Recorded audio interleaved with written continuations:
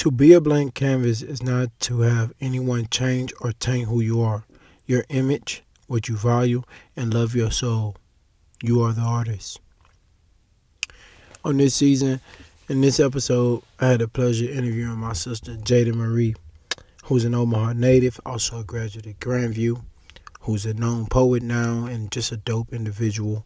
In this episode, we kind of unpacked a lot about like Black lives and what really matters in the world, and also we unpacked her second of two books, Blank Canvas, and we briefly hit on Hard Boiled Eggs, her first book that was joined by one of her best friends, Olivia. Pay attention to Jay in this episode, guys. It was an honor to be with her, to sit and speak with her and learn from her. She got a lot of insight just from the eye point of a beautiful Black woman. So hope you guys enjoy what Jay give to y'all today. Y'all already know it's love. Peace. All right, so check this out. I know when buying a home for the first time can be a very stressful process. But that's why it's good to give it a good lender like my buddy Jared Nicholson from Key Mortgage Group. He's so active to educate his borrowers and also let people be aware of their blind spots. This is a good man to make your lifetime lender, to make your process super, super stress-free, and don't be turned off by the housing process. You can follow him and find him at jnhomeloan.com. So let me spell that out for you. jnhomeloan.com. So tap in with him. Jared NMLS number is 1969744. I repeat that. 1969744. Yo, welcome back to another episode of the Minds with Hakeem podcast. I got my sister Jaiden in the building. Say what's up to the people, Jay. Hi, y'all. We finna get into it today. She finna give us some spiel about her artwork that she do. That's really, really beautiful. And she also gonna hit on some real topics that she don't even know about today. So got some surprises for her. She nervous, but she'll be alright. Oh my God. Cool. But before we get in, I just gotta check in with you. How you doing during the pandemic? How the family? I'm good. I'm thriving during the pandemic. Even though the pandemic is acting like it's not over, it's still here, but I'm doing good. That's what's up. That's a blessing. A lot of people been doing really bad. So the fact that you can even say you're doing good is a blessing in itself. For sure. Season 3, icebreaker question. Am I the first episode of season 3? Second. I kind of did one. It was just why we do everything. So okay. It was just that. But the second. So you want a new icebreaker question or the same one? Give me a new one. She ain't getting a new one. Keep going back to the first season. Top 3 people dead or alive who you have a cup of coffee with, have a cup of tea, whatever you drink, a couple shots. I know. No, I'm just playing. Don't do that. Dead or alive, who you would be with? What's the 3 people you could choose to be a sponge from, and also give what you gotta give? Ooh, my absolute number one. Y'all know my number one. Beyonce? Absolutely. Oh my God. You know that's my number one. Okay, shocking. Beyonce. 3. Ooh, I don't know. Beyonce. Okay, since I do poetry, I would do Maya Angelou. I would definitely tap in with her, and I want to do a guy. Wow, you know who I would want to talk to? Jesus. Oh, that's a good one. I would chop it up. That's a good one. I'm shocked. With Big J. I would talk to him. I would chop it up with him for sure. Absolutely. That's probably one of the best answers. I got a question though. Yes. Not why Beyonce. Can you dive deep into Maya Angelou? Why her? Not just because she a poet. Mm-hmm. I would say because she was one of the first. Not one of the first, but one of the first to really get recognized for her work. Her past working in an environment and trying to create art in an environment that was not for her. So how did you thrive? How did you prevail through all those obstacles? Like we have obstacles now, but back then it was way worse. So how did she really thrive and prevail and get her work out to so many people when she didn't have social media? So what did she do to get her work out to so many people back then? Yeah, no, that's crazy you say that because, like, a lot of things I say today is just like, how can we complain when going through the situations that people in the past went through, and also like the power of like social media, like Martin Luther King, Maya Angelou. They didn't have that, but they still had that cult like following. Those are real leaders, like who can do that without a broadcast or a microphone in front of their face. But Maya's dope. Nobody was surprised by the Beyonce. Nobody who's watching this will be surprised. I hope nobody would be surprised. By the Beyonce. If you know me. So you ready to inspire somebody today? You ready to help? Sure. Right, here we go. All right, cool. So you're on your second book drop. First off, let's dive into the first one. Okay. What was that like? It was a duo, right? With one of the best friends. Yes. Y'all girls from the y'all get down. Oh my God. Not Oakland, not the real Oakland. Don't do that. Don't. But who was I forget her name, but I read Olivia. That one. You remember? Do you remember when I called you and I was like, I know you wrote this. Yes, and it was something that I didn't even write. There was a poem in the book called "Niggas Ain't Shit." And Jaiden didn't write it. Everybody thought I wrote that one. I'm like, wow. I'm reading, I'm getting my hair did. I'm reading. I'm like, oh, let me call it. I know you wrote this one. She denied it, but so talk about that one. Like, open us up about that one, and then we'll break it before we get into the new one, the one that just recently dropped. Okay, so I don't even know where to start with Hard-Boiled Eggs. So the name of the first book is Hard-Boiled Eggs. Everybody is like, what is that called? Is it about cooking? I'm like, no, like, come on, bro. Like, people just need to think. But the definition is in the book. I kind of got into poetry because I don't know if you know this poet. Her name is Raina Biddy. And I also was taking a creative writing class at Grandview. Shout out to Professor Paul Brook. And that's where I kind of was like, dang, I really like poetry. So I had got my first book of poetry by Raina Biddy called I Love My Love.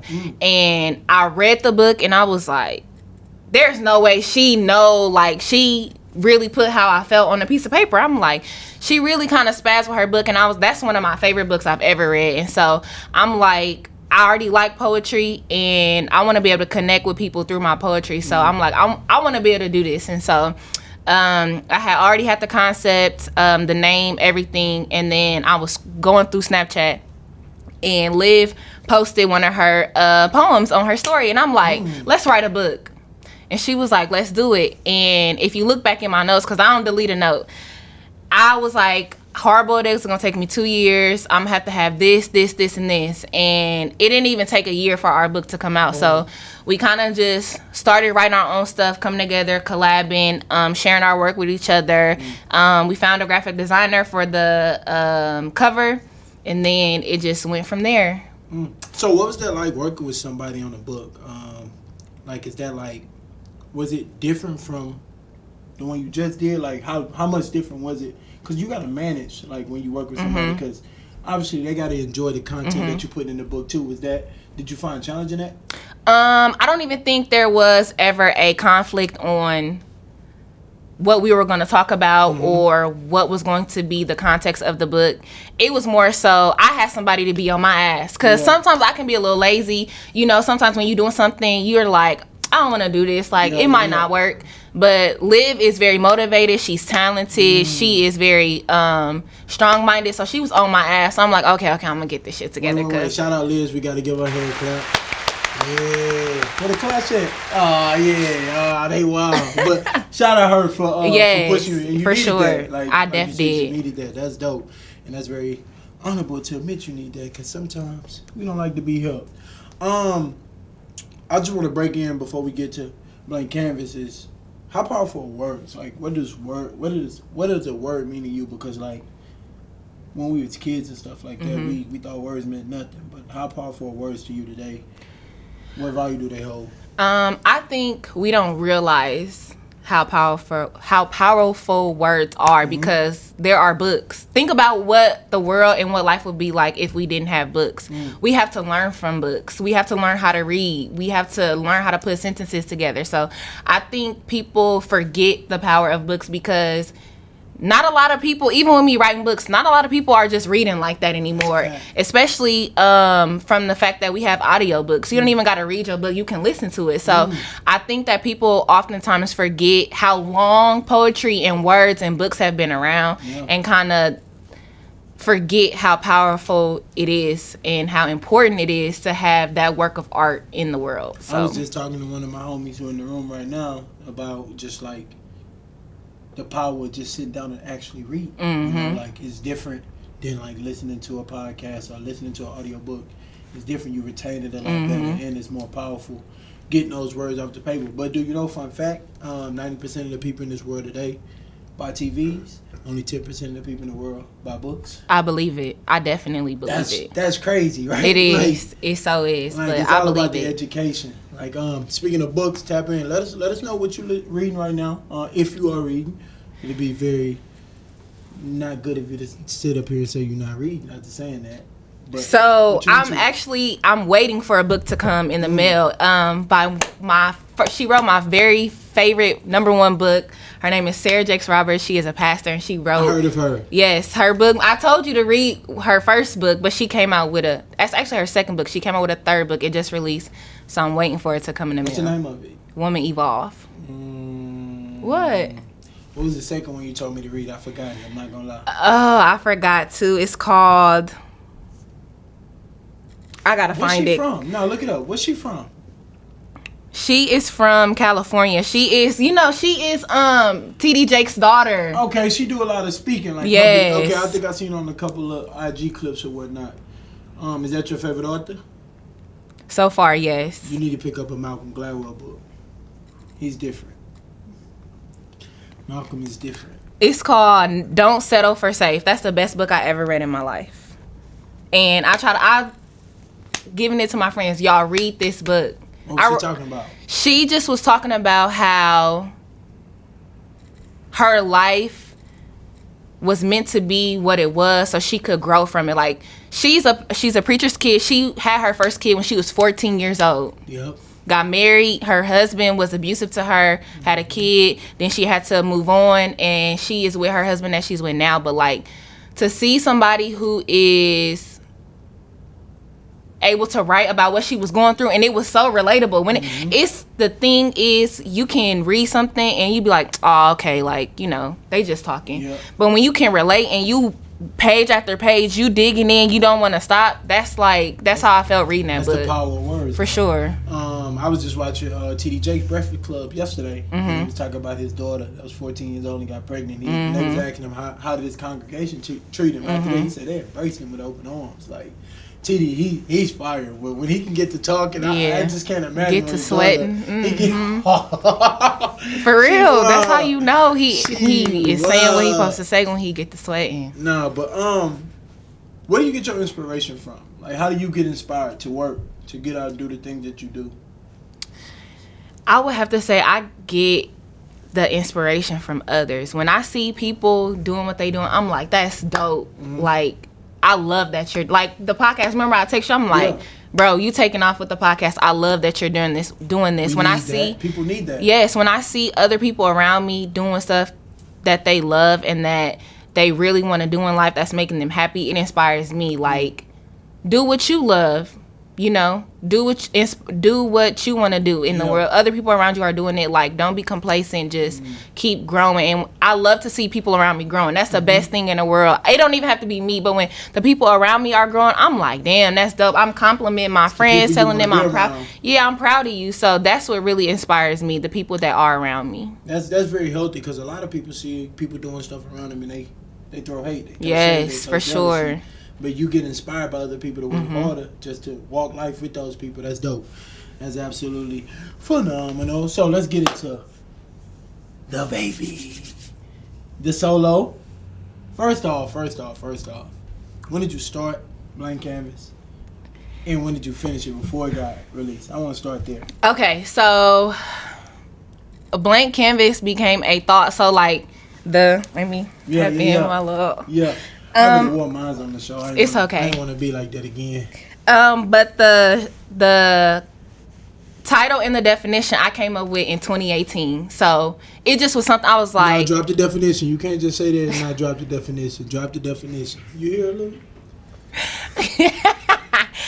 Okay, because I don't know it by heart, but I should know it by heart. So it says to be a blank canvas is to not Let me see. To be a blank canvas is to not have anyone change or taint who you are, your image, what you value and love, your soul. That's dope. I'm sweating. No, that's you nervous. Because I'm looking at my shirt, I'm like, it's sweat on my shirt. Let me close it up. I'm sorry. Yeah, okay. Anyways, y'all heard it. Go to the website, get the book. Y'all get the definition. Yeah, we gonna run all that. Don't even but trip. okay, so it came about in 2018, and it was just a thought. Like, absolutely. Hard-boiled eggs had did good, and I was like, I want to do it by myself. Like, I know what I need to do. I know the ins and outs. Even though it was just my first time, I'm like, I want to do it by myself. So 2018 was 2018. I was not even focused on writing a book. I was writing, but it wasn't for a book. It was just like an outlet at the time. 2019 came, and I was like, okay, I'm gonna do it. I'm gonna really, get to going with my book. But the focus was not there, like, at all. Like, you could. I did. Livia, right? I needed somebody to be on my ass. I needed somebody to be on my ass for sure. Absolutely. So 2019 come, it's still not there. The focus is not there. I still got this definition in my notes that I ain't even touched. I have no content for this. 2020 came, and I was like, I didn't have like nothing. I don't want to say nothing, but it was a very hard time for me. Like, hard. 2020? Like 2020. For everybody. No, not 2020. 2019. I'm lying. 2019. Okay. 2019. I'm lying. 2019. Yeah. So I'm like, what am I gonna do? I bought a notebook from the dollar store and a pack of pens. I'm writing every day. Every single day, I'm writing. The first page of my notebook, I'm like, blank canvas is coming out this year, and this is going to be your baby. You are going to focus on this book, and it's going to be able to come out, and you're going to sell out. So I just kept writing, and then so much stuff happened in between. Like, it was so hard for me to find somebody to print my books. Tangent. People always think, oh, you're a published author. No, there's a difference. I'm self-published, meaning nobody has picked up my book in the sense of we're going to publish you. So I don't have a company over me. It's just me doing everything on my own. I had to find my own editor. I had to find somebody to do my graphic design. I had to make the design for my T-shirts, everything. So everything that came to life was me. Team. Yes, kind of. Done by yourself. Yes, like, for sure. So I was like, blank canvas gonna come out on my birthday, like June 27th. It's over with. June 27th came, and I didn't even have nothing to say. This is what I'm about to release to the world. I'm like, dang, I'm tripping. So then I kind of got focused, got locked in a little bit. Then I got distracted, and it's like, okay, what you gonna do? I ordered some books from one company. They was perfect. I'm like, okay, I'm gonna order them again. I ordered them again. They all fucked up. I ordered a whole bulk of books. They was all fucked up. I'm hurt. I'm like, what the fuck? I just wasted my fucking money. I got all these books that I'm not gonna use. Like, so I'm like, I'm gonna give up. Fuck it. I'm gonna just chill for a little bit. Then I was like, nope, I can't. Like, come on. Like, come on. I have to be my own motivator. I'm like, come on. Like, you keep talking about this book. You keep telling people you writing this book, and you don't have shit to show for it yet. You took a L. A L. So then I'm like, I gotta keep going, and then I couldn't find anybody to do my books the way I wanted them. So I had to wait a long ass time. I was searching people every fucking day. Then I finally found a company in Colorado that did the books, and I loved them. I did the photo shoot with Tobias, loved it. That was fire. Got the shirts together, loved it. And then it came for the time for me to be like, all right, you got everything. What's next? Like, what you gonna do? When you gonna release? When I tell you I had so much anxiety, I'm like, oh my gosh, all this shit is here. Like, what? Oh my gosh. But then I was just like, I'm gonna do it. And I did it. The way I marketed it, everything was actually kind of bad. But I was just like, fuck it, I gotta get it all out so people can start tapping in, because the longer I sit and wait, it's just not even gonna be good. So then October 27th, I was like, here. So wait. You marketed it bad. Is that a word? Marketed it? and you still sold out. Yeah. So now you know you can get better in your whole process, but you still sold out. So where do you set the bar at? Well, that's a question for you. Where do you set the bar at for this next? Like, I know we ain't done. You full into the artistry world. So how do you set the next bar? Because you made you took a lot of L's, and you learned from them, and you still sold out. So how do you set the bar for the next? I think for me, right now, I'm really want to grow Blank Canvas. And now, like, you know how when you're doing something, you got your inner circle, the people who you know gonna support you and are going to tap into what you're doing. Okay, those people got the book. Nobody's gonna keep coming back to buy a book. You know what I'm saying? That's something hard to kind of sell. Yeah, exactly. So, okay, you got the people that bought the book. Then you got the people that bought the book and the merch that you kind of don't know, but they know you from this person or they know you from this person. So then you got the other layer of people who do not know you, but you got to tap in with them to keep your sales going. So now I'm at the point to where I got to tap in with this last ring of people who I don't know, who I want to expose my work to, so they can tap in, so I can constantly have people buying the book. Like when I did the art show, it was a ton of people who I didn't know about my book. I loved it. But I feel like I still got so much of this outer layer to cover. Much more to do. Yes, so much. You know what you should do? What? Just thinking out loud. You should go on the presser. I got 7 podcasts, guys. I'm gonna hit up tonight. I'm okay. Saying, yo, get her on. Like right now, we finna go on the presser. We finna. Okay. We stop and we gonna sell out. Okay. I got you. We gonna finish that up when All we right. I promise. I got you. I said it on air, Marquis. So check this out. What would you tell somebody who's writing right now, who's probably discouraged? What would you tell them? I would trying to get their shit out.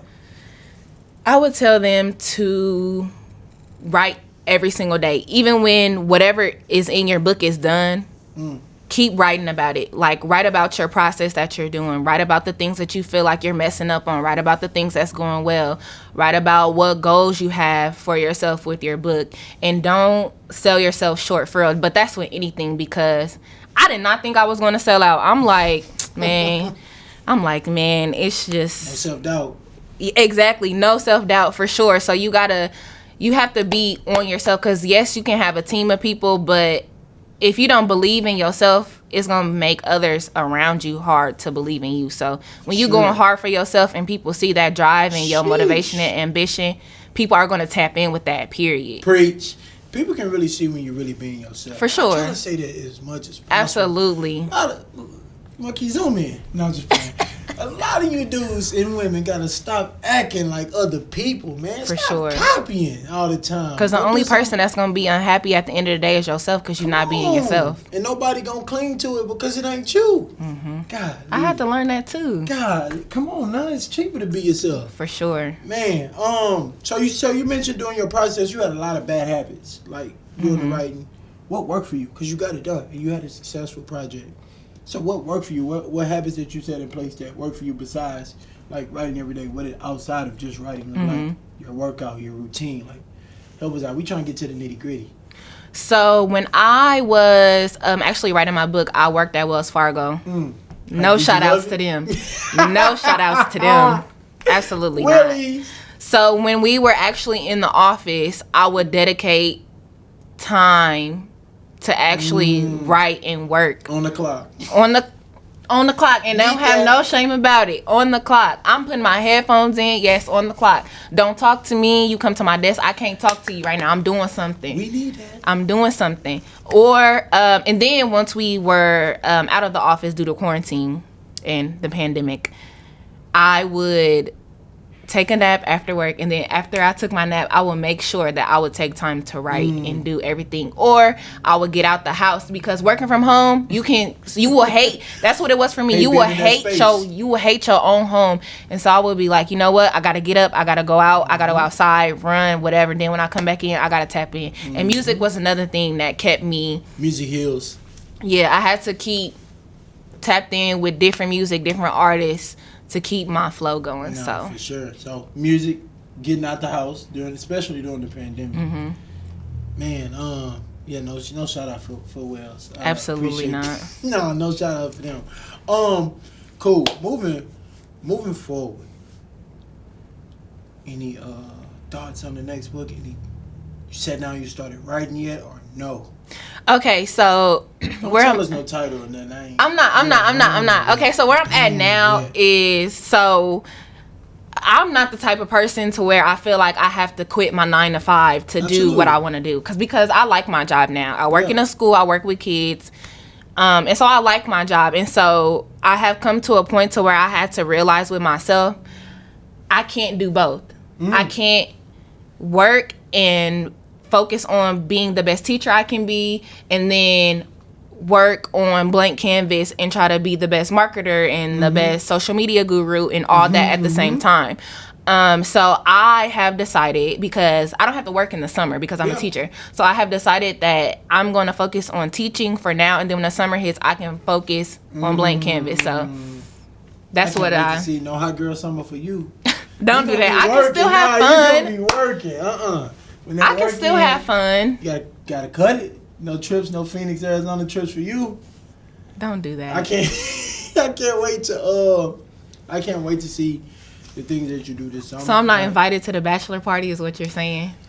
Yeah, you can't slide out to Phoenix with us. You're gonna be working. We don't want to interrupt that. We need more marketing gurus out here and more books. We need you to that's so fake. So are you nervous going into this process? No. So there's a lot of distractions. I'm asking you the real questions. No, I get that, but like my friends and stuff are gonna be at work, so I'm not gonna have a choice. I'm definitely not gonna have a choice, and I have to hold myself accountable to the things that I want to do over the summertime. Because once August, September hits and school starts, and I haven't accomplished anything, I'm gonna be pissed at myself. So that's what's up. So when we was on IG Live, my people from down south, they was lit, they was rocking with you, they was tapped in. Now they was asking when you doing the poetry slam, another one. You threw one. You remember when Kerry got up there and rocked the mic? He spazzed. Twice. He spazzed. But what's up? I know you in school, but what's up with the poetry? That's only gonna better you too. Okay, so backtrack to the second one. Y'all was at the second one? Yeah. I hated it. Java? Yes, yeah. I hated it when Carrie got up there that time. That was not fire. You, but I hated that poetry slam altogether. It was unorganized. The mic kept messing up. It was people came in so late. I'm like, I hated it. I cried in the bathroom before it started. Really? Yes. I thought. See, outside looking in. I thought it was good. Okay. We thought it was fine. What you didn't, besides people coming in, like what really just made you like really just hate it? I feel like I rushed myself to do it because I felt like, oh, I'm not doing nothing. Like the easiest thing for me to do now is to do a poetry slam, and I felt like I could see that in how it turned out. I definitely could see that in how it turned out. So I was like, no. So I've been kind of nervous to do another one. Nah, you just need the right team around you. We got you, right? We gonna set it up. Okay. That's another thing. Right. We promising. We need one though. We got buildings. We got whatever you need. Like, okay. But you got to get out of artists. You know. Okay. So boom, being a teacher. Glad that you're a teacher. I know you're one of the good teachers. I feel like teachers should be paid the same amount doctors get paid. That way our education will be better, and our youth can change the world for the better. My personal opinion. Sorry, y'all. How does like being? And you said it was hard already. Like, how does being a full-time teacher? You're an artist, whether you run from it or not. Like, whether you like to say it or not, you are an artist. So, how's that balance? You already seem to got it worked out for the summer, but how's that balance been? Was it hard at first, like to not be able to do both at the same time? Yes. So when I was locked in with blank canvas and doing everything that I wanted to do with that, I could see how I was slacking in my teaching. Like, I'm like, oh shit, I've been doing this all day. I've been doing t-shirts designs on Photoshop all day. And what am I going to teach tomorrow? Like, last minute trying to put shit together. So I'm like, I had to choose one, like blank canvas or my job. So people be like, quit your job, follow your dreams. Everybody can't do that, and everybody doesn't want to do that. So I think it's okay that people want to choose to do both. I like that. I like the fact that you're okay with doing both. Like, I'm in a situation where I gotta work 9 to 5 Mm-hmm. to keep all this going, to keep Yeah. getting up here and get everybody Mm-hmm. else going. But they don't understand my 9 to 5 is for this. Exactly. Like, I'll get out of this sooner than later, like out of the 9 to 5. But I'll be here forever. So I'm glad you're finding peace with it and not listening to the outside noise. Thanks. Because that is real. All right, one thing you can tell somebody, don't have to be an artist, that'll help them right now. It could be whatever message you want. Literally, one thing. What would I say? It's so cliche. Nope, run it. Run it. Run the cliche. It gets better. Like, even, and people will take that and try to use it for people that's like in a bad predicament now or going through something. Like, yes, that's for those people, but it gets better. I can tell you that it gets better for your podcast. Like, it's gonna get better than this. It's gonna get bigger than this. Like, yeah. So I think it can go both ways. Like, it gets better. Whatever you want to be better, if you put the time and the effort in that being better, it will definitely be that. It'll be better. Whatever you want. Yeah. Okay. Yeah. There we go. Thank Real y'all. class. Okay. Love it. Appreciate that. Before we get up out of here, I want to talk about the pandemic a little bit with you. Okay. As far as black people go. Okay. Every time I get my black sisters and brothers up here, Okay. we got to talk about this because somebody else, another brother, please forgive me, I don't know his name, just got killed in Minnesota. This week. I was just getting the news as I ran out of the house. But let's talk about the pandemic and the protests and the George flag. I want to know your opinions on the protests. George Floyd. I live on George Flag Street. He judged me. God forgive me. But let's talk about what the protest meant for you. What police brutality looked like for you, or whatever you seen. I don't know if you ever dealt with it. Let's talk about that real quick. So, what the protest meant to you during that time for black people? So I remember going to the first protest at the Capitol, and I was like, even if nobody comes with me, I'm gonna go because I want to see how serious this is. How serious are y'all about doing this action? Okay, so it's tons of people down there, every type of people down there. I'm like, okay, this is dope. This is dope. This is day one. Then day two comes. Dang, y'all doing it again. Okay, I'm going to go. Day three, oh my gosh, y'all still doing this. Let's go. Day four, okay, y'all doing this. Let's go. And to see the momentum of George Floyd's death, may he rest in peace, to continue on throughout the summer, especially in some place like Des Moines. Like, this is the thing though, Des Moines is really close to the situation though. But like, it's places like Des Moines really standing up really surprised me still. Yes. It still surprised me. Especially with our demographic of people and how we... It's a 90% white state. Exactly. How we look. And to see it on social media and how it was going, it's across the world. Like, people are really, protesting. I love to see that. But I feel like we wanted it to do so much, but it did so little, and it should have done more. And we had no control over that. Yep. None. And I think that protesting back in the day and protesting now are two different things. Way different. Two different things. Way different. For sure. Yes, we want them to have the same impact, but with the way that the world is set up now, I don't think it's ever going to have the same impact as it did in the past, which is very sad because, we did go out there in the summertime, but what they were doing is greater than anything that happened that summer. Compare it because, like, you got to factor in social media too. Absolutely. I know a lot of people went out there just to take a picture. For sure. I'm talking black people. For sure. Went out there and take a picture. So I feel you. What was it like for you doing the protesting? Like, just like when you like day 3, day 4, they still showing up. How was you feeling about the situation? It was like, I don't want to use the word eerie, but I want to use that because I'm sitting here walking with all these people, and I'm like, wow, this is what we have come to. Like, this is where we are in society, where we have to protest again. I don't know. It was a very eerie feeling to be out there, and then sometimes feeling like, well, let me make sure I go home before it's too late, because you never know what's gonna happen when it gets dark, because it was a whole different scene once it got dark. So gas, yeah, for sure. And I didn't want to necessarily put myself in that predicament. Smart. But shout out to the people that did. Yeah, for sure.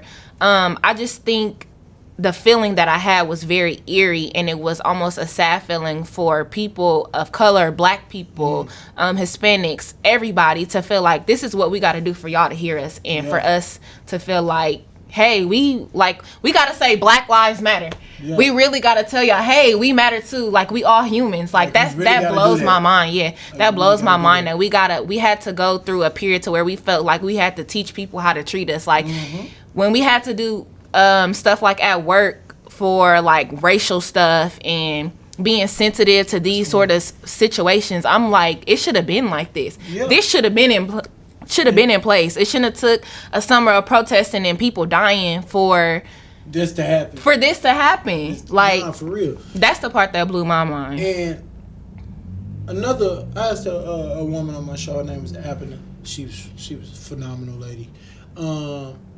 I asked her, what has America done? How has America failed the black race? And she said something.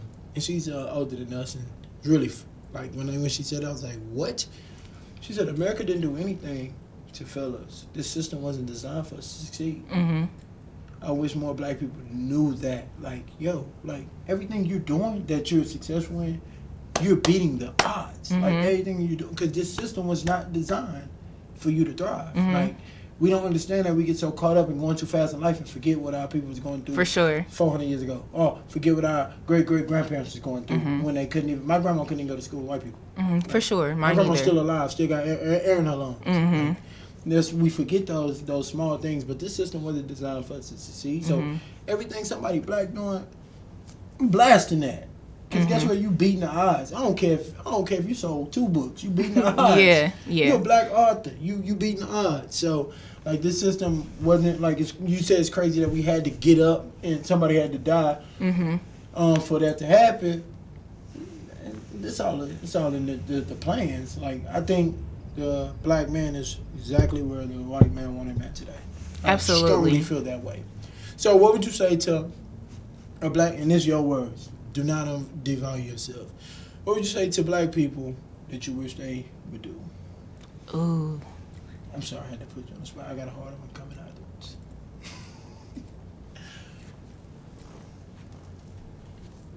Hey, Lucas. It's hard. Ooh. Say the question again. What would you say to black people in this time right here, social media? This is a social media era. What do they got to do? Like, what do you wish they knew or wish they would do, should I say, in this time of need? Not like as far as, like, going to shoot up the police station. That's what we're not going to do. And then, what would you wish the white people would know or do? Because a lot of white people try. Nah, some white people try. I ain't going to say a lot. Black people cut me off. Stop listening to the minds. Ooh, I don't know what I would say. I would say a couple things. For which one? Black people. I would say, generic one, be yourself. Like, because, like, for instance, I'm a teacher, right? And I was like, dang, I can't teach with braids. But that's like, why would I even think that? This is how I wear my hair. Like, it's okay. So be yourself. Whatever is in you, embrace what's in you. Like, you're black for a reason. Don't be ashamed of being black. 2, be aware of how in little and subtle ways people who don't understand you will still try to put you down, like, and devalue you. Like, because it'll be subtle things like, and you won't even catch it, but you got to be aware of that and not fall into the traps of people trying to put you in a box and, you know, saying little things to like devalue what you do, what you've done, or what you're going to do. Yeah. No, Ooh. Those I think. Let me throw my black people in there before I let you. Okay. So you can think about that. My biggest thing for black people is to look inward. Okay. Stop playing that blame game. We know, like we know, like you think we got a hard look at slavery? We just talk about absolutely. We know, bro. It's hard. Stop blaming. Look inward. Go do it. Go figure it out. And then it's easier said than done. Don't get me wrong, but I wish black people would stop and just go do something. I wish black people weren't so segregated. Yeah. Within itself. Sometimes we have to be though. You think so? Yeah. Like within our own race, we have to be segregated. Oh, within. Oh, no. No. Within our. That's what I'm saying. Okay. That's what I'm saying. Like within too. the race of black people, we are segregated, and I believe that is why the things that Martin Luther King and them did back in the day will never work now because black people are so segregated. Yeah. Back then, everybody was really kind of on the same plane, had the same type of house, made the same type of money, did, you know, we were all really similar. But now the gap between who you are, what you make, what you do has widened, which is a good thing. Don't get me wrong. But I think the gap and the differences within our own race divides us. Yeah, I agree with that. But I'm going to throw some history on you real quick, too. It started back in Africa. Absolutely. Like, there's black people giving up 85% of the black people who became slaves, you know? I believe that. It started back in Africa. Black people who had high power, high stakes was going, raid villages, captives, put them on the ship for goods, guns, and coffee beans and all that crap. Like, it's really like, it's been like that. And I don't get it. We the only people who will sell our own people short. And it's uglier today. Like, well, not uglier than slavery, but it's still going on today. Like, you see some brothers, I see a brother do this, he look like he wanna pull his gun out and shoot me. I'm like, damn, King, like, what up? Like, we in this together, right? Yeah, but like, that's a good point out. But what would you say to white people who just don't understand black people are seeking for understanding? Anything you say help them. Not anything I say, I'm dead. Oh my gosh. I have, oh my gosh, what would I say? I would say a ton. I would say, gosh. You can word it however you want. I guess I would say one of my biggest things is get out the way, fam. White people always want to try to do something and take over leadership or something. Okay. Like, I would say get out the way, fam. Let a black man do what he got to do, or a black sister do what they got to do. And they always see our culture, see our swag, and try to run with it and like promote it. Like, nah, fam, give credit where it's due and get out the way.